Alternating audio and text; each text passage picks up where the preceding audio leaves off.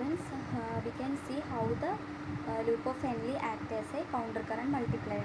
So here in this picture, this is descending limb and this is the ascending limb of the loop of Henle. We all know that there is active reabsorption of sodium and chloride ions into the ascending limb of the Henle's loop, and from this ascending limb of the Henle's loop, there is active reabsorption of sodium and chloride ions into the medullary interstitium. So as this process progressed, what happened means the concentration gradient in the medullary interstitial fluid increases. That will increase the medullary osmolarity. So in this area, that is in this the medullary interstitium, the concentration gradient increases. So the osmolarity increases. So here there will be less osmolarity, here there will be more osmolarity. So what happened, there is existed a medullary gradient. So due to the presence of this gradient, this sodium and chloride get reabsorbed into the descending limb of the Henle's loop. And additional to this process, what happened is there is addition of sodium and chloride solutes due to the filtration process also. So the concentration gradient again increased in the medullary interstitium. So we can see in the cortex there is only 300 milliosmol, and as this process increased, that is the reabsorption of sodium chloride from the ascending limb to the interstitial fluid, then due to the concentration gradient from the interstitial fluid to the descending limb of the Henle's loop, and this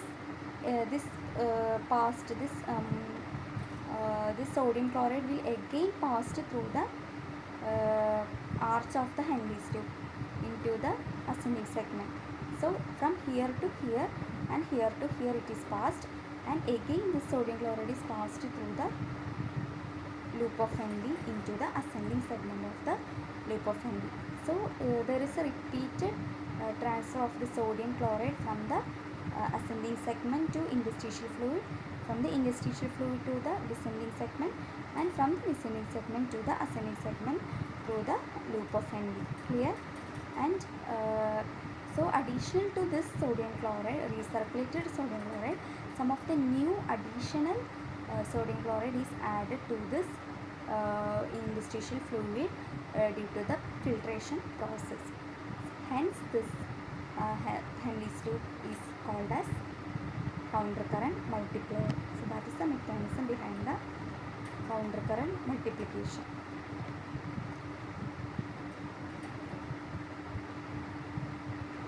Then there are some of the other factors which is responsible for hyperosmolarity of medullary interstitial fluids. What are they? First one, reabsorption of sodium from the collecting duct. Reabsorption of sodium from medullary part of collecting duct into the medullary interstitium adds to the osmolarity of the inner medulla. So as the collecting duct reabsorbs sodium from the medullary part, what happens, that will increases the osmolarity of the inner medulla. That is one factor which determine the hyperosmolarity of medullary interstitial fluid. Then the next factor is recirculation of urea. About 50% of urea is filtered in the glomeruli, which is reabsorbed in the proximal convoluted tubule. Okay, so maximum reabsorption of urea take place in the proximal convoluted tubule, and almost an equal amount of urea is also secreted in the loop of Henle.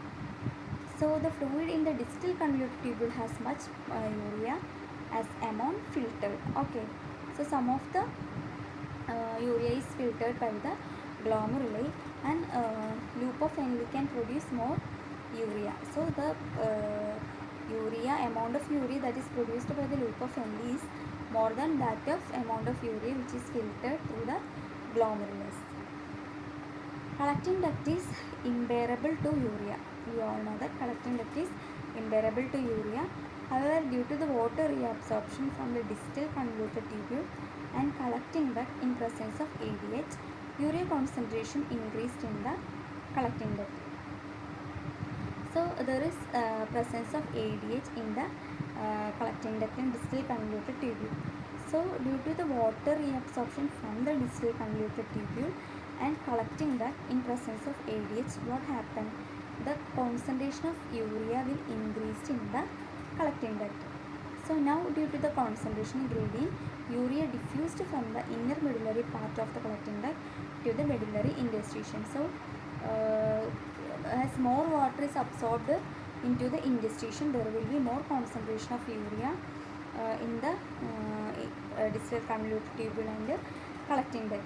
So what happened? This a concentration gradient is existed, so that this urea can diffuse from the inner medullary part of the collecting duct to the medullary interstitium. So the medullary interstitial osmolarity is increased.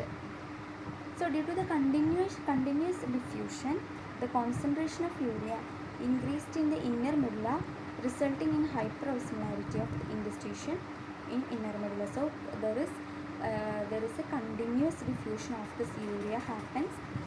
So in the inner medulla, the concentration of urea increases.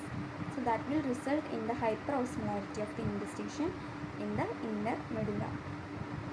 Then again, due to the continuous diffusion, again there is an existence of a concentration gradient, so that this urea enters the ascending limb, and from the ascending limb it passes through the distal convoluted tubule and reaches the collecting duct.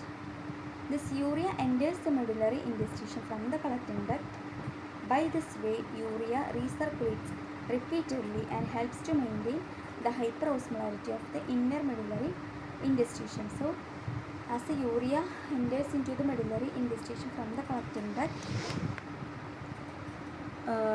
so there is a recirculation of urea is happening like the sodium chloride, and that will help to maintain a hyperosmolarity of the inner medulla interstitium. Only small amount of urea is excreted in the urine.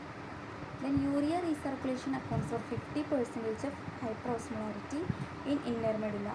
Diffusion of urea from the collecting duct into the medullary interstitium is carried out by urea transporters. So there are some of the carrier transporters which helps in the transportation of the urea from the collecting duct into the medullary interstitium. So they are known as urea transporters UTA1, UTA3, which are activated by the antidiuretic hormone.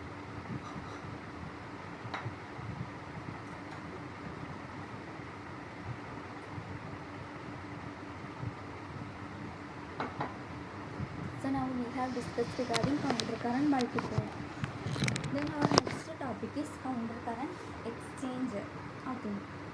So its function is mainly done by the vasa recta.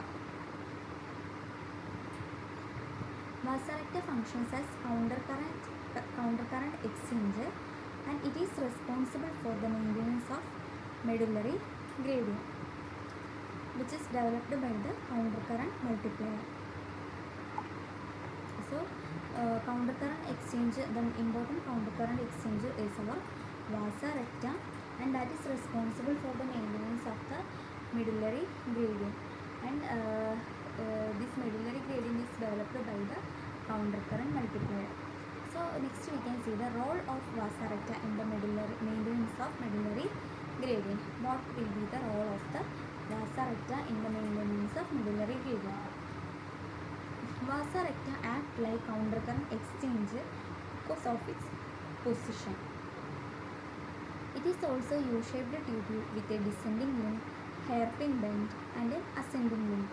So likewise, like that of Henle's loop, this vasa recta is also having a descending limb, a hairpin bend, and an ascending limb. Vasa recta runs parallel to the loop of Henle, and its descending limb runs along the ascending limb of the Henle's loop, and its ascending limb runs along with the descending limb of the Henle's loop. That is the difference. So this vasa recta runs just parallel to the loop of Henle, but one difference is that vasa recta's descending limb